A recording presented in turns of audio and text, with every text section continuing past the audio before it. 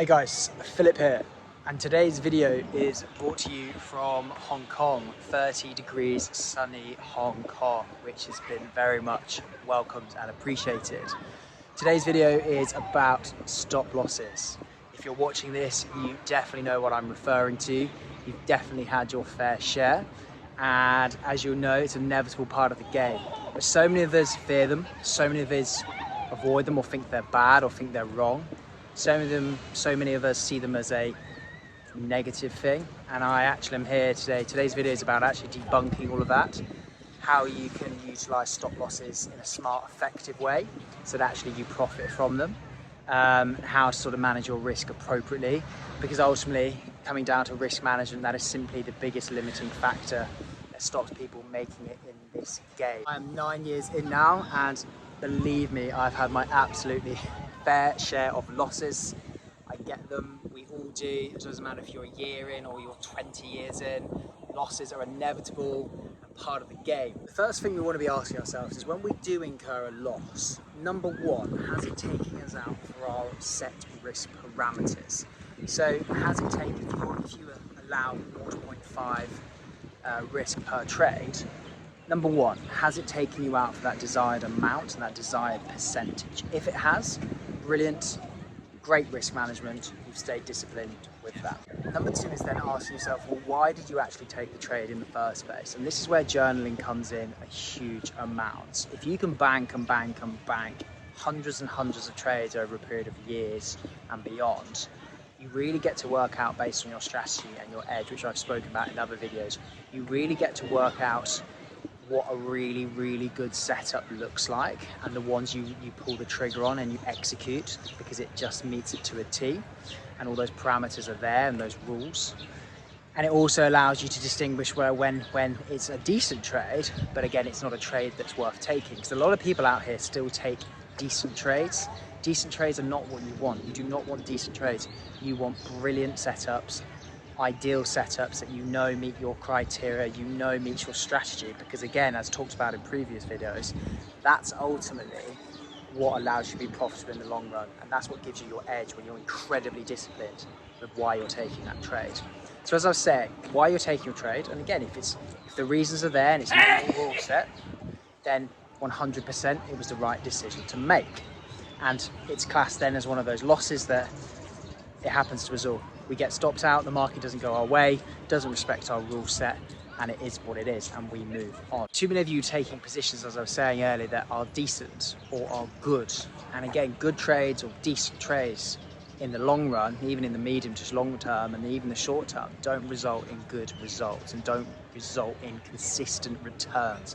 Consistent returns over a long period is what ultimately makes you win in this game. So when you've established, yes, it's met my rule set, you've executed, then brilliant. But there's also a facet to this where then you've executed your trade, but some people, because they think, brilliant, this meets my setup, it meets my rules, this is brilliant, these always play out typically, I'm going to risk more. And again, it can massively catch people out. Why are you risking more? Again, it affects that longer term play, that longer term profitability. You stick super strict, whether it's a fantastic trade or not. And as I've already previously said, you shouldn't be taking anything else other than a fantastic trade. So again, people will over leverage or over lot size on setups where they think, yeah, this is my trade to a T, this meets it to an absolute T, and I'm going to take advantage and profit on this because I know typically this will bank me 2%, 3%. And again, wrong idea to do. And again, whilst we're on the topic of taking a really ideal trade, as I said, sometimes the market can just take you out, even if all your criteria was there and it all made sense and aligned beautifully. A lot of people, when they see them going into a drawdown, they'll think, well, this is still a great setup, it's still technically brilliant, I'm going to scale in further positions. And scaling in further positions in trading is a fantastic idea if you're scaling into a winner. And that's not what people do typically. They scale into losers because they're acting off fear and emotion. They think, well, the trade's going to turn around. I'll execute maybe another 0.5% or another 1% or another couple of a percent. And then when it does inevitably turn around, I'm going to have made even more. And actually what ends up happening 99% of the time, and I know you've all been here, is that actually ends up taking you out for a stop loss or takes you out for a much bigger loss than you'd anticipated and allowed for. And then instead of being 0.5% or 1% down, you're 3%, you're 4%, in some cases a lot worse than that. And if you're a lot worse than that in general, you shouldn't be doing it anyway, but if you're a lot worse than that, then your risk is all wrong anyway. So really, really never good one to scale into losers, because again, you're basically trying to catch a falling knife. It does not end well, as you can imagine. And then I'd say lastly, the one thing people don't know how to do or how to manage is when they actually incur the loss, whether that's been a loss that they've been taken out as they should have, or a loss when obviously, as I've just described, that they've been taken out for a lot more, and obviously then that stings a huge amount more. Whether I win or lose in a trade, typically that is me done for the day, at least for maybe even a day or two. Because I take higher time frame trades, I'm more of a swing trader, I don't trade a huge amount anyway. It might be one position a week, a couple perhaps. The week I've just had, I've taken 3, but there'll be some weeks perhaps like with the week coming where I don't take any. And so when I do have a loss or a win, typically that's laptop done, monitors shut, off I go, exercise, something completely different, something where you've got nothing to do with the charts, you're just totally switched off, totally 180'd, so you're not thinking about it, you're distracted. Because once you've journaled that loser, same for winning as well, but once you've journaled that loser, it's done, it's banked, you maybe come back to it and reflect on it in a day or two, but at the time, journal it, you take that secondary screenshot, you document what happened and why it went wrong, shut it, off you go, and job done. So then we learn from it, but at the same time, you're not letting it then spiral in terms from a psychology and emotive perspective. Now, the only flip side to this is if you have scaled it into a losing position, or you've gone against your rule set, or you've risked more than you should, and you've basically been undisciplined, which is the worst thing. If you've been undisciplined, then you need to be incredibly hard on yourself, okay? None of this switching off and forgetting about it. You come down on yourself hard, because it's unacceptable, and ultimately you're just shooting yourself in the foot. You'll never make it. Putting it completely bluntly, you have to stay disciplined. I'm doing another video on discipline in not just trading, but all walks of life. And if you can't even nail that and stick to your rule set, then how do you expect to make it? So if you have broken your rules and you incur a loss, go in on yourself, because it's the only way you're going to learn. No one else is going to do it for you. It has to come from you.